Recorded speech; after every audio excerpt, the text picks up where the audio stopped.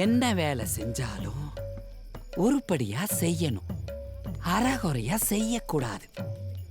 அறகுறையா செஞ்சோம்னா உருப்படாம போய்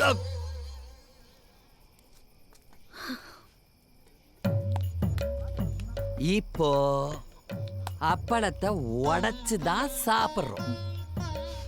ஆனா அதை உடைச்சு வச்சிருந்தா சாப்பிடுவோமா?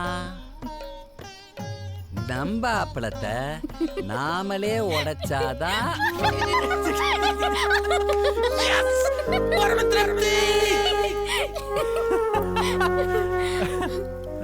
சரி, ராஜா எப்படி இருக்கான்?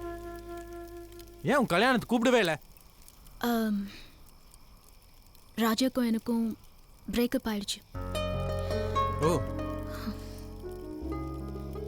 I'm sorry. ஹே, எப்படி?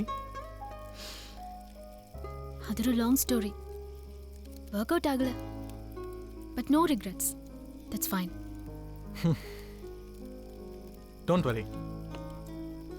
யாருக்கு எது எப்போ நடக்கணுமோ அப்படி தான் நடக்கும்.